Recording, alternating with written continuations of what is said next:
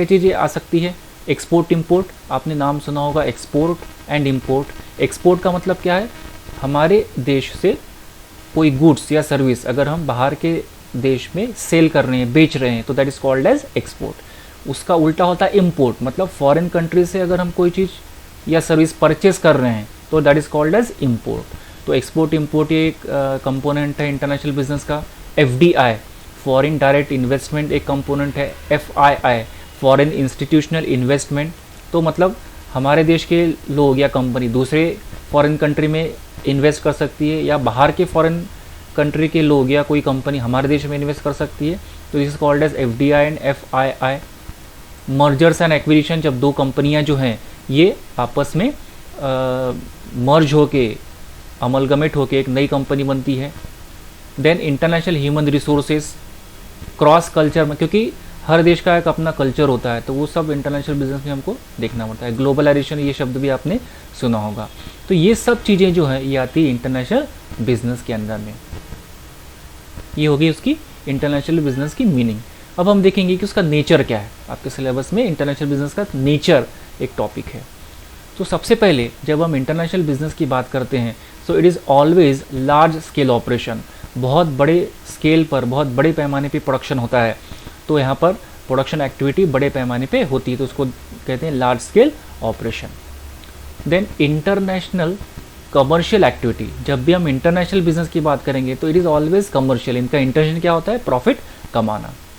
Then excessive competition, हमेशा जब बड़ी बड़ी कंपनियां, बड़ी बड़ी मल्टीनेशनल कंपनियां आती हैं तो उनके बीच में जो कंपटीशन होती है ये बहुत ज़्यादा होती है, बहुत बड़ी मात्रा में कंपटीशन होता है। हर कंपनी अपना प्रोडक्ट मार्केट में बेटर है करके प्रूव करने की कोशिश करती है, और उनको कंपटीशन बहुत ज़्यादा मार्केट में रहती है। तो इंटरनेशनल बिजनेस में जो कंपटीशन है ये बहुत ज़्यादा होती है।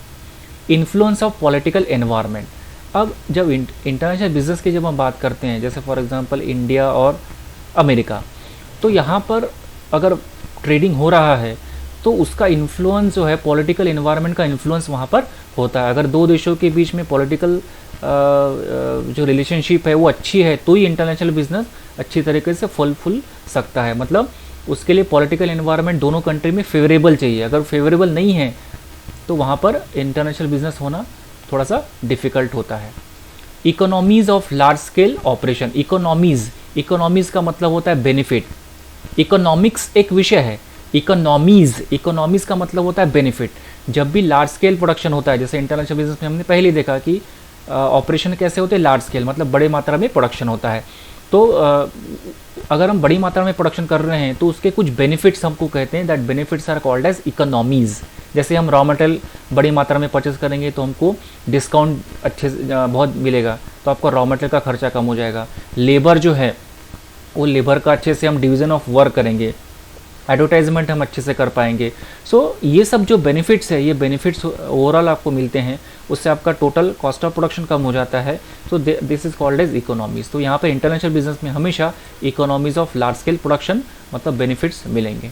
Then improvement in science and technology, जब भी फॉरेन कंट्री किसी दूसरे देश में डील करती है तो नेचुरली है कि साइंटिफिक डेवलपमेंट जिस देश में हुआ है अच्छे से, वो दूसरे देश में अच्छे से इंटरनेशनल बिजनेस एक्सपोर्ट कर सकता है। तो टेक्नोलॉजी का भी आदान प्रदान हो सकता है।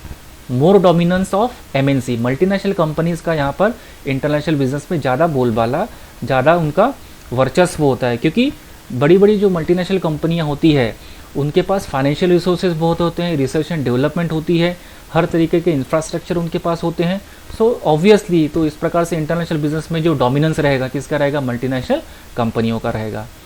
Benefited more to developed country, जो डेवलप्ड कंट्री है जैसे अमेरिका, यूरोप के जो कंट्रीज़ है, वहाँ पर की जो बड़ी बड़ी मल्टीनेशनल कंपनियाँ हैं, उन कंपनियों को या उन देशों को ही इंटरनेशनल बिजनेस का एनवायरनमेंट, इंटरनेशनल बिजनेस का जो बेनिफिट है इन कंट्रियों को, डेवलप कंट्री को ही ज़्यादा होता है, क्योंकि बड़ी बड़ी कंपनियाँ वहीं पर होती हैं, उनके पास ही साइंटिफिक डेवलपमेंट होते हैं, अच्छे अच्छे क्वालिटी के प्रोडक्ट्स कम रेट में वो बेच पाते हैं। तो ओवरऑल जो बेनिफिट है ये डेवलप कंट्री को ज़्यादा होता है।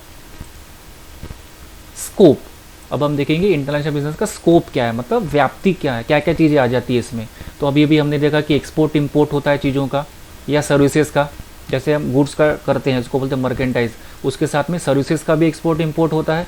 तो वो दोनों चीज़ें एक्सपोर्ट इंपोर्ट आ जाती है इंटरनेशनल बिजनेस में।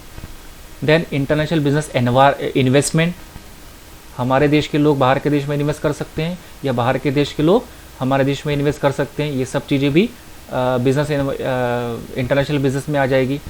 लीगल रूल्स रेगुलेशंस आ जाते हैं, एजेंसीज जो होती है अलग अलग, जैसे WTO या अलग अलग एग्रीमेंट, वो भी आ जाता है। इंटरनेशनल मार्केटिंग, ये सब चीज़ें भी आ जाती है। Political environment and resource management, ये सब चीज़ें आ जाती है इंटरनेशनल बिजनेस में। देन इम्पोर्टेंस, महत्व क्या है, जब भी हम इंटरनेशनल बिजनेस को स्टडी करेंगे तो उसका महत्व क्या है, सिग्निफिकेंस क्या है। तो सबसे पहले increase in total business trade activity, जब भी हम इंटरनेशनल बिजनेस को इंक्रीज करेंगे तो ऑब्वियसली आपका टोटल प्रोडक्शन बढ़ेगा। टोटल प्रोडक्शन बढ़ेगा तो जो ट्रेड एक्टिविटीज़ हैं उस कंट्री की, वो क्या हो जाएगी, इंक्रीज हो जाएगी। देन एक्सपांशन ऑफ मार्केट, कोई एक डोमेस्टिक कंट्री है, वो अगर दूसरे देश में अगर एक्सपोर्ट कर रहे हैं तो ऑब्वियसली उनका जो डोमेस्टिक मार्केट है उसके अलावा दूसरे मार्केट में बेच रहे हैं तो उनका मार्केट क्या हो जाएगा, बढ़ जाएगा, ज़्यादा प्रोडक्शन हो जाएगा उनका। Economies of large scale production, अभी भी हमने देखा कि बड़े मात्रा में अगर हम प्रोडक्शन करते हैं तो ओवरऑल कॉस्ट ऑफ प्रोडक्शन कम हो जाता है। तो कॉस्ट कम अगर हो जाती है तो सेलिंग प्राइस कम मार्केट में बेचकर बड़ी बड़ी जो मल्टीनेशनल कंपनियां हैं वो अच्छे क्वालिटी के गुड्स कम रेट में बेच सकती है, तो वो भी एक बेनिफिट होता है। Improvement in standard of living, अच्छे क्वालिटी के गुड्स अगर कम प्राइस में अगर मिल रहे हैं तो ऑब्वियसली लोगों का जो लिविंग स्टैंडर्ड है वो क्या हो जाएगा, इम्प्रूव हो जाएगा। बेनिफिट टू कंज्यूमर, सबसे इसमें बेनिफिट किसको होगा, कंज्यूमर को, बिकॉज कंज्यूमर को कम प्राइस पे अच्छे क्वालिटी के गुड्स, अच्छे अच्छे मल्टीनेशनल कंपनी के गुड्स मिल जाएंगे और सर्विसेज भी मिल जाएंगी, तो ऑब्वियसली कंज्यूमर को बेनिफिट ज़्यादा होगा। इन्वेस्टर्स को भी एक अपॉर्चुनिटी है कि अभी वो बाहर के देश की जो कंपनियां हैं वहाँ पर पैसा इन्वेस्ट कर सकती है, या बाहर की कंपनियां या कोई इन्वेस्टर इंडिया में डोमेस्टिक कंट्री में इन्वेस्ट कर सकता है। सो इन्वेस्टर्स को भी बेनिफिट है। जो भी रिसोर्सेज होते हैं, चाहे वो रॉ मटेरियल हो, चाहे वो मनी हो, चाहे वो मशीनरी हो, चाहे वो मैन पावर हो, उसका प्रॉपर यूटिलाइजेशन हम कर सकते हैं। Then social and economic welfare, अगर हम ज़्यादा प्रोडक्शन कर रहे हैं इंटरनेशनल बिजनेस के माध्यम से तो ऑब्वियसली लोगों को रोज़गार मिलेगा, एम्प्लॉयमेंट मिलेगा, सो एम्प्लॉयमेंट जनरेशन हो जाएगा। देन उनकी जो इकोनॉमिक कंडीशन है वो कंडीशन क्या हो जाएगी, इम्प्रूव हो जाएगी। मोर फॉरेन एक्सचेंज अर्निंग, अगर हम ज़्यादा प्रोडक्शन कर रहे हैं इंटरनेशनल बिजनेस के लिए, ज़्यादा एक्सपोर्ट कर रहे हैं, ऑब्वियसली आप सेल करोगे बाहर की कंट्री में जिसको हम एक्सपोर्ट करते हैं तो पैसा आपके देश में आएगा, फॉरेन एक्सचेंज अर्निंग होगी, गवर्नमेंट को टैक्स के फॉर्म में, कस्टम के फॉर्म में पैसे मिलेंगे, फॉरेन एक्सचेंज अर्निंग क्या हो जाएगी, बढ़ जाएगी। Reduction in risk of recession, recession शब्द का मतलब होता है मंदी। अब इसमें एक केस इमेजिन करते हैं कि फॉर एग्जांपल एक डोमेस्टिक कंट्री है, इंडिया है, इमेजिन करते हैं यहाँ पर मंदी है और यहाँ की एक कंपनी ऐसी है कि जो बाहर के देश में भी एक्सपोर्ट करती है और बाहर के देश में मंदी नहीं है। अब ऑब्वियसली कोई दूसरी कंपनी होगी जो केवल डोमेस्टिक मार्केट में डील करती है, उस कंपनी को मंदी का बहुत बुरा असर हो जाएगा। लेकिन पहली कंपनी जिसको जो एक्सपोर्ट भी कर रही है तो वो एक्सपोर्ट करके रिसेशन का, डोमेस्टिक रिसेशन का उस पर उतना बुरा असर नहीं होगा।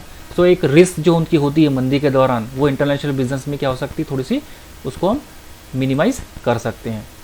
It helps in exploring new market, अगर आप एक्सपोर्ट कर रहे हो तो नए नए फॉरेन कंट्री में नए नए मार्केट एक्सप्लोर करोगे, आपका सेल बढ़ जाएगा।